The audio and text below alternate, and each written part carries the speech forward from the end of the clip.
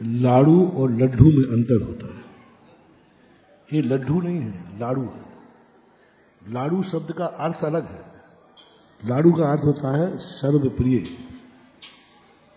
राजस्थान में बच्ची को, बहू को लाड़ी बोलते हैं। लाड़ी, लाड़ी, लाड़ो, लाड़ो, बड़े प्रेम से बच्चे को बोलते हैं, प्यारे को लाड़ो, लाड़ी।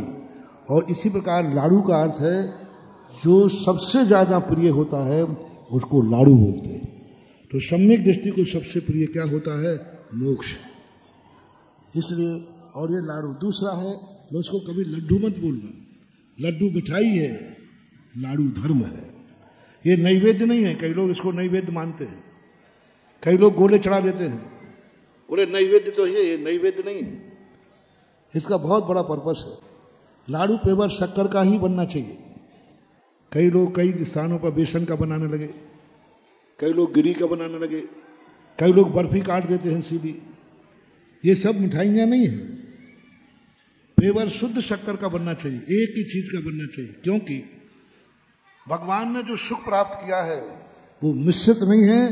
पेवर एक सुख है, मात्र एक सुख, मिश्रित सुख नहीं है, इंद्रिय सुख नहीं है, पेवर सुख है, निखाले से।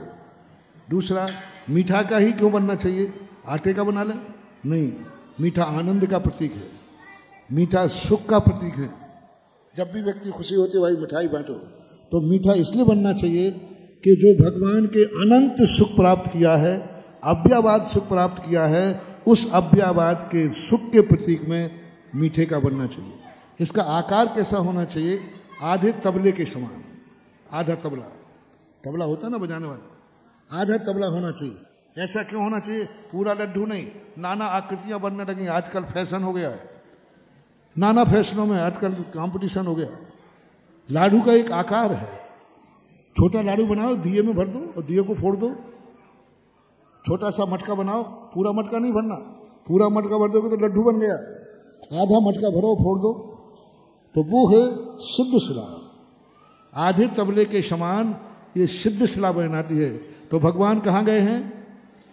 सिद्ध शिला के ऊपर गए। और सिद्ध शिला के ऊपर जो अपन ज्योति रख देते दीपक की, वो सिद्ध भगवान का प्रतीक है। तो लाड़ू एक प्रतीकात्मक है।